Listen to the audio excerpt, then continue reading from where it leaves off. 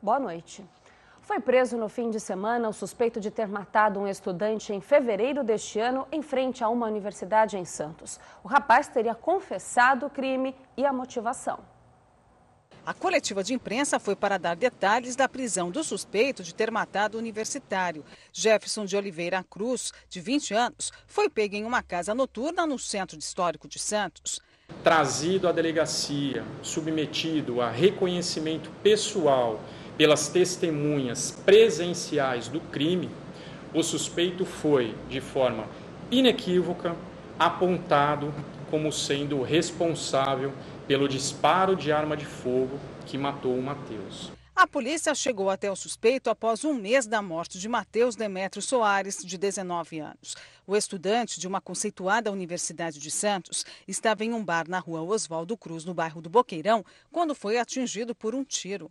O suspeito aproximou-se da vítima pelas costas, sorrateiramente tentou puxar uma corrente de metal amarelo que a vítima portava naquele momento.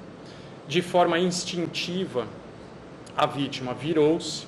Nessa que ela se virou, o suspeito, segurando a arma de fogo, com o dedo no gatilho, assustou-se, deu um passo para trás e a arma disparou. Para a polícia, Jefferson teria confessado o crime e informado que não tinha qualquer intenção de atirar. A arma teria disparado sozinha quando ele teria pego a correntinha do estudante. A prisão temporária dele já foi decretada por 30 dias, prazo que pode ser prorrogado. Depois da prisão, o delegado explicou que o suspeito indicou onde estaria a arma do crime. Equipes da Polícia Civil e também da Sabesp se mobilizaram para encontrar o revólver usado no crime em um bueiro da rua Amilcar Mendes Gonçalves, a poucos metros de onde tudo aconteceu.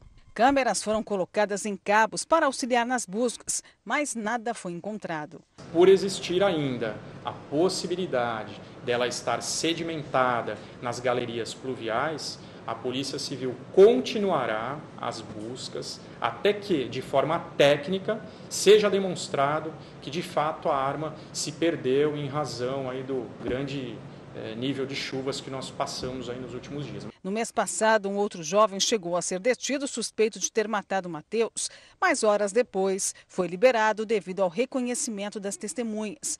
Agora, para o delegado, o caso está esclarecido. A confissão dele, cotejada com essas provas testemunhais, com as próprias informações que a família já nos trouxe, enfim, de fato, o Matheus usava uma corrente de metal amarelo que não foi localizada, podendo ela ter sumido durante a ação criminosa, ela ter caído do seu pescoço, permanecido ali na rua e alguém furtivamente se apoderou do bem.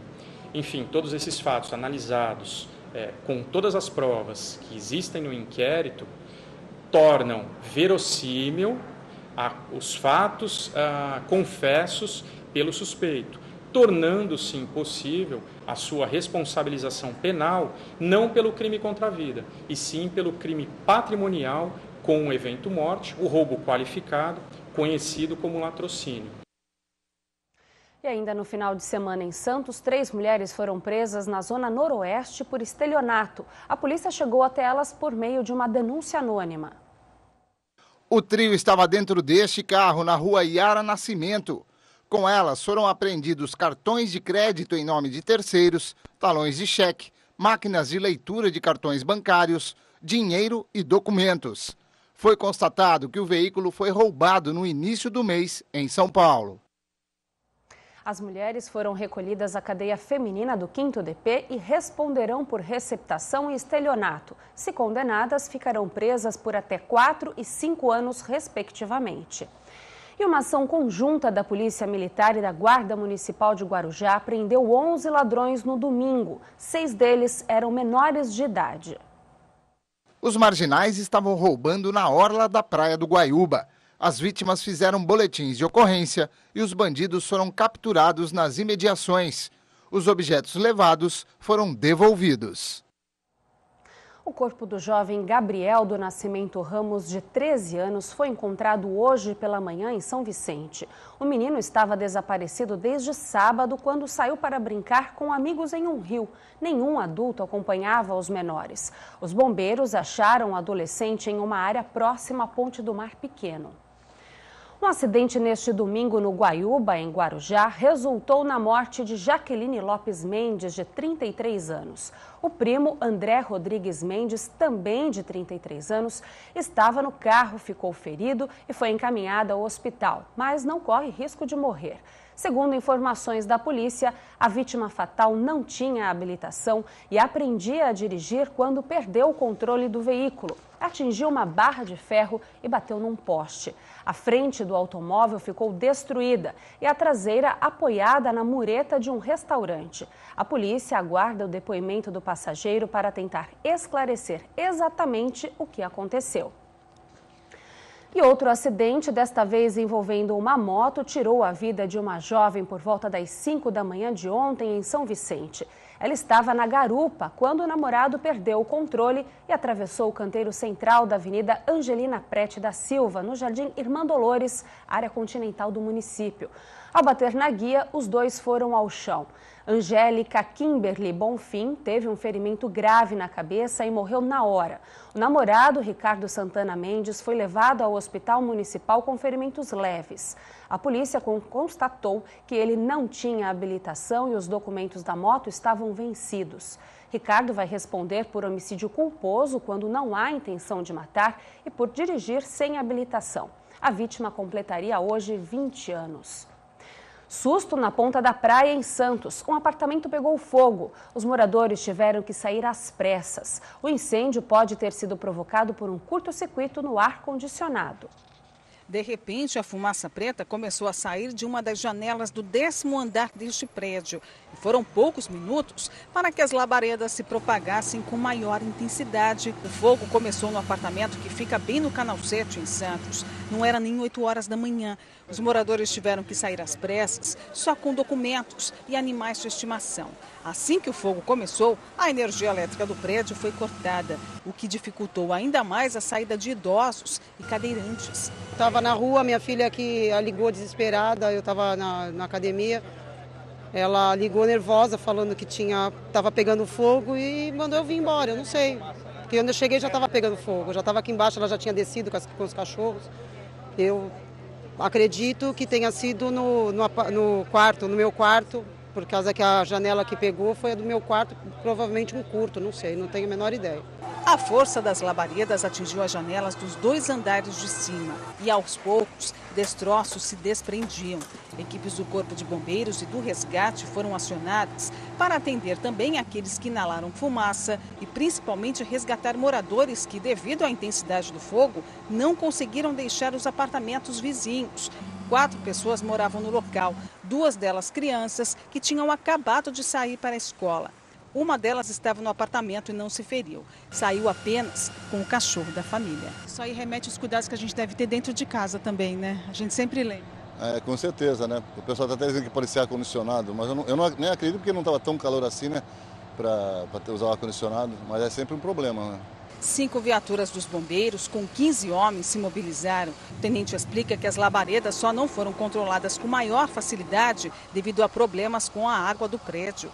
Então nós tivemos que fazer o recalque, fazer a manipulação da nossa própria água para o combate ao incêndio. Então o início se deu com os extintores do prédio e na sequência com a nossa água própria do Corpo de Bombeiros. E para evitar que acidentes assim ocorram, segundo ele, alguns cuidados podem ajudar.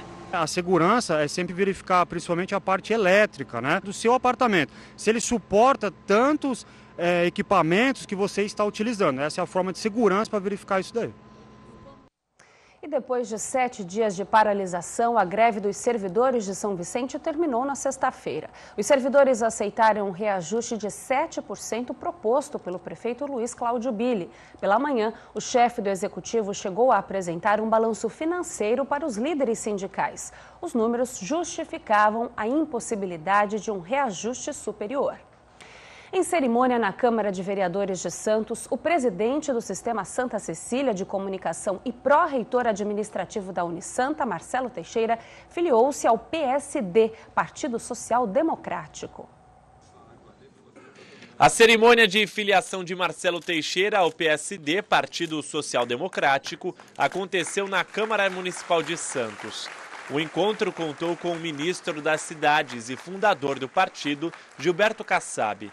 Diversas autoridades políticas participaram, como deputados federais da região, assim como prefeitos da Baixada Santista. E é muito importante que a gente, na política, assim como na vida, tenha as pessoas certas nos lugares certos. Marcelo Teixeira já foi filiado ao PTB, Partido Trabalhista Brasileiro. Atualmente é pró-reitor administrativo da Unisanta e presidente do Sistema Santa Cecília de Comunicação.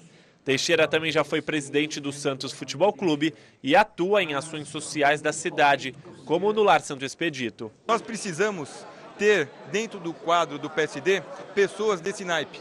Pessoas que realmente gostem de gente, gostem de trabalhar pela sociedade, tem essa sensibilidade muito grande de fazer políticas públicas voltadas para a nossa região. Durante o discurso, Teixeira contou sobre a função que irá exercer dentro do partido. O novo integrante do PSD será um interlocutor do Ministério das Cidades na região. A ideia é ajudar os prefeitos em diversos projetos. Os contatos com os prefeitos serão viabilizados através de uma agenda no Ministério das Cidades, junto ao ministro Kassab, e cada um desses projetos, ao serem analisados, avalizados, nós estaremos levando e, obviamente, esperando, com uma expectativa muito positiva, que essas verbas sejam revertidas para todos os trabalhos e os avanços que a Baixada Santista tanto precisa. O bom relacionamento de Marcelo Teixeira com os 9 prefeitos da Baixada Santista e a importância no segmento do esporte e da educação foram levados em conta para o ministro das Cidades convidá-lo para o partido. O Marcelo, ele já estava na vida pública, emprestando o seu trabalho, o seu tempo, a sua experiência, a sua inteligência para o esporte, para o Santos. Agora ele aumenta um pouco essa intensidade, desenvolvendo também ações partidárias, junto ao PSD, onde ele passa a ser filiado a partir de hoje, procurando contribuir com o seu trabalho para o desenvolvimento de Santos, da Baixada Santista, de São Paulo, e continuando também ao lado do esporte. Não tenho nenhuma pretensão partidária no sentido de concorrer a eleições municipais, federais. A minha intenção hoje, como sempre foi, a minha participação no sentido do trabalho, do desenvolvimento, daquilo que eu possa ser útil, nós, a nossa família, para o benefício não só à comunidade da Baixada, mas principalmente para o desenvolvimento do país. E depois do intervalo, as notícias do futebol. Juan Real analisa o melhor do Paulistão e todos os detalhes da vitória do Santos sobre o Botafogo de Ribeirão Preto. Voltamos já.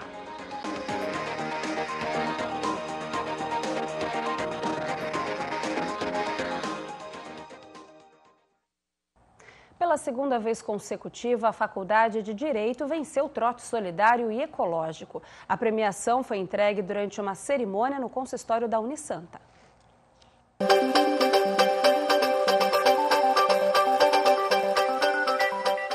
O trote é um rito de passagem. Ele marca a saída do ensino médio e a chegada à faculdade. Na maioria das vezes, o calouro não tem opção de escolha. Eu disse na maioria. Entre participar da bagunça ou fazer uma doação de caridade. Então eu resolvi fazer a doação de sangue para a Unisanta. Podendo decidir o seu destino, muitos foram os que escolheram como Cristiane. Resultado: Direito campeão do Troféu Solidariedade de 2015. A gente já tem um projeto nosso, que é Vamos Doar o Sangue pelo Direito, onde a gente presenteia as pessoas que doam sangue com a camiseta da Atlética. E em anos anteriores, simplesmente os alunos não informavam. Esse ano a gente canalizou todos para informar. Este ano, mais de meia tonelada foi arrecadada no total, entre alimentos não perecíveis e lixo eletrônico, como equipamentos de informática, celulares, pilhas e baterias. Além disso, o trote também contou com doação de sangue e cadastro no Registro Nacional de Doadores de Medula Óssea, Enquanto a gente vê em outras universidades o trote violento, que na Universidade de Santa Cecília o trote aqui é solidário e ecológico, sempre ajudando ao próximo.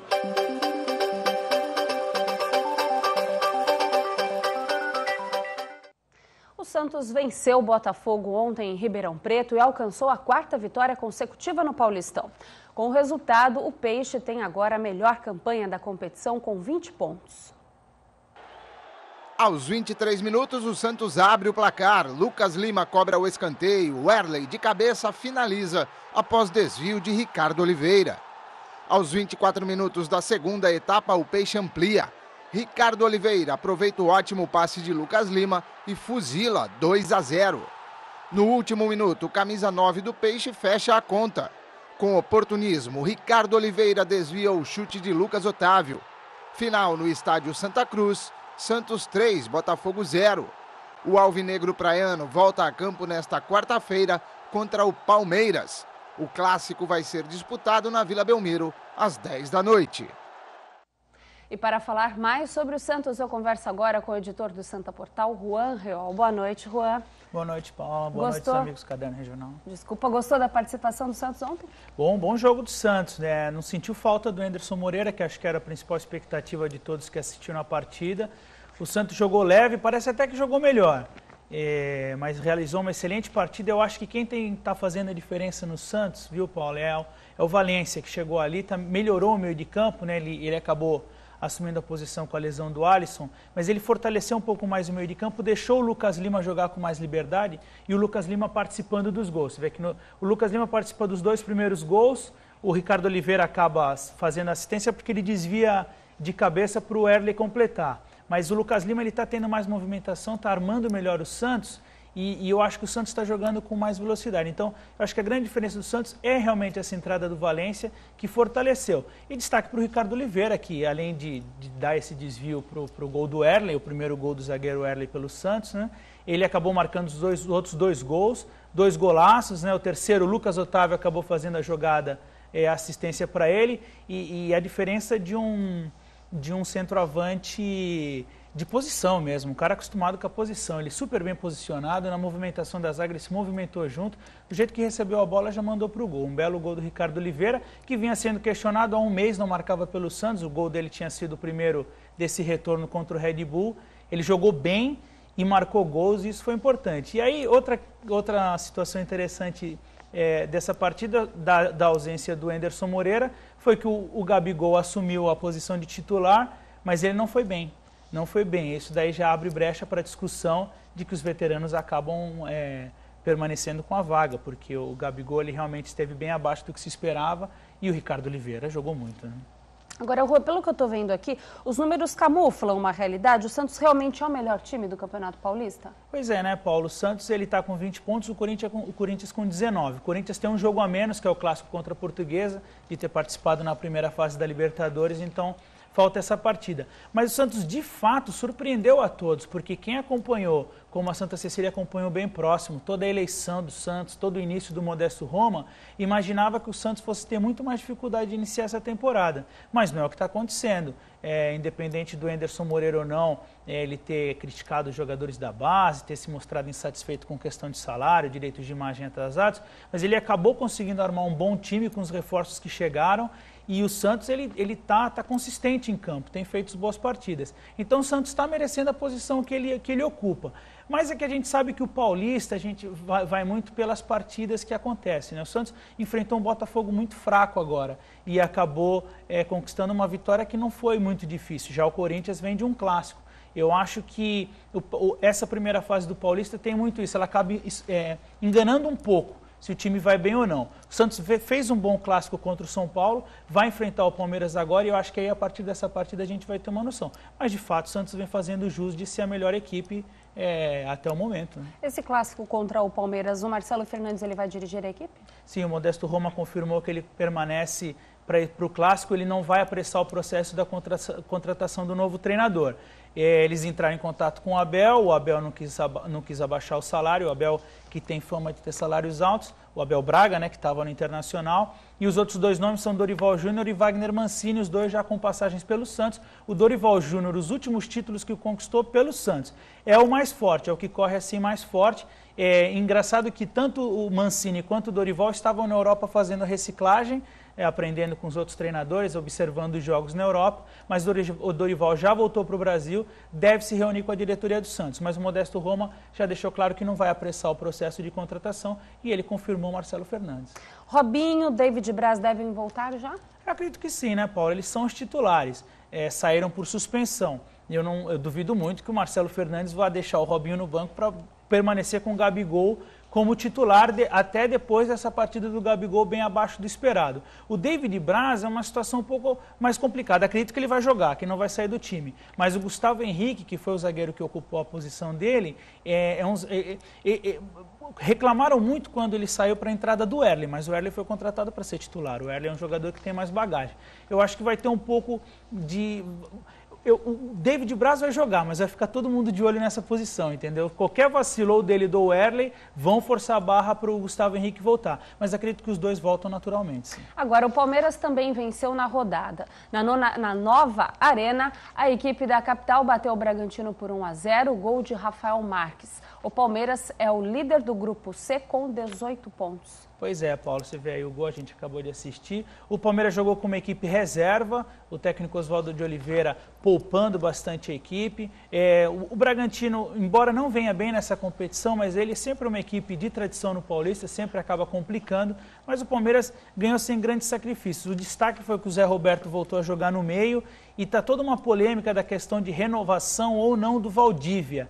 E eu acho que com o Zé Roberto agradando no meio de campo e o Valdívia com histórico de lesão, saída do Palmeiras, depois esse retorno milionário dele, eu acho que isso tudo está pesando. O Alexandre Matos, que é o novo diretor de futebol, ele já anunciou uma entrevista coletiva amanhã para falar sobre um assunto ainda não definido. Já está se especulando que é essa questão do Valdívia, porque o contrato dele vence, ele falou que ele não quer renovar antes do contrato vencer, então tem toda essa situação acontecendo. Mas o Palmeiras, o Oswaldo de Oliveira conseguiu o que queria, que era 3 pontos com a equipe reserva, Zé Roberto jogando bem no meio de campo. A gente sabe que o Palmeiras contratou muitos jogadores, o Valdívia há muito tempo não joga, embora a torcida goste dele, a torcida acaba gostando muito dele, porque o ano passado o Palmeiras foi muito mal, ele sempre acabou sendo o principal destaque, quer dizer, quando a equipe está muito ruim, aquele que faz uma jogada ou outra acaba sendo destaque, foi o caso do Valdívia nessa última temporada. Mas com o Zé Roberto jogando bem no meio, não sei não, viu, se eles não vão anunciar amanhã que o Valdívia vai acabar se desligando. Mas o Palmeiras vem forte para pegar o Santos com o time poupado, vai ser um bom clássico na quarta-feira. Por falar em clássico, o clássico da rodada disputado no Morumbi, o São Paulo mais uma vez perdeu para o Corinthians. 1-0, gol de Danilo. O Corinthians lidera o grupo B com 19 pontos e o São Paulo, apesar da derrota, também está em primeiro lugar, só que no grupo A com 17 pontos, Juan. Pois é, né, Paulo? Aquilo que a gente já conversou aqui. Todos os grandes de São Paulo lideram seus grupos e a gente não espera menos que isso. Todos vão classificar com facilidade. Você vê que o Corinthians vem fazendo bons jogos e jogos difíceis, porque também está na Libertadores, está invicto no ano. Mais uma vez ganhou do São Paulo. Mais um gol do Danilo. O Danilo, com a camisa do Corinthians, tem 11 gols em clássicos. A gente tá falando tá mostrando ali a imagem do pênalti, né? Eu entendo que o zagueiro estava protegendo o rosto e não tinha como ele vai deixar o rosto exposto, um baita chute daquele. Acredito que não foi pênalti, o Gil mal expulso, prejudica o Corinthians porque ele não joga a próxima partida. Por outro lado, também acaba poupando o jogador para a Libertadores, porque o Corinthians tem o Edu Dracena, por exemplo, na reserva, que vai bem. Mas eu acredito que não foi pênalti, é aquela velha brincadeira do futebol, né? Quando não é pênalti, o batedor acaba perdendo, né? Para não ter injustiça. Rogério Ceni foi lá fazer essa cobrança, o Cássio acabou defendendo, ele até falou depois do jogo que observou bastante as cobranças de pênalti do Rogério Ceni, então ele se jogou para o canto, mas não com muita força, que ele sabe que o Rogério Ceni às vezes bate no meio. De qualquer forma, defendeu. É a segunda vez que o Cássio defende um pênalti do Rogério Ceni. Rogério Ceni.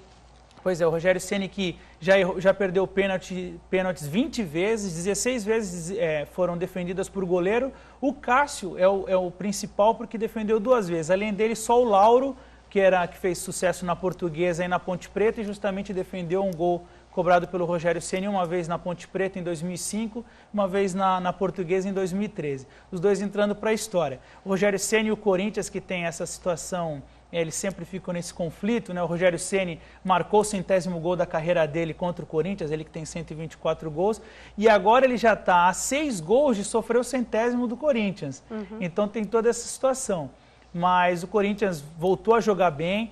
O Corinthians vai encontrar o São Paulo pelo menos mais 3 vezes nesse ano, viu, Paula? Que é mais uma vez na Libertadores e 2 na Copa do Brasil. O Muricy Ramalho, toda vez que perde para o Corinthians, está balançando. Ele deve estar bem preocupado. E o Corinthians ainda pode pegar o São Paulo na fase de mata-mata, tanto da Libertadores quanto do Paulista.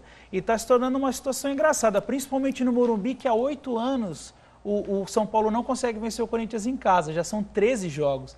E a situação, ela vai tomando um corpo maior e a gente sabe que esse clássico, que já é majestoso, é o apelido dele, vai ficando com ingredientes ainda maiores. Mas foi um excelente clássico e agora o Corinthians pega o São Bernardo na quarta-feira e o São Paulo São Bento na quinta, os próximos jogos das duas equipes. Tá certo, obrigado pelas informações, Juan. Eu que agradeço, Paula, boa noite aos amigos do Caderno Regional.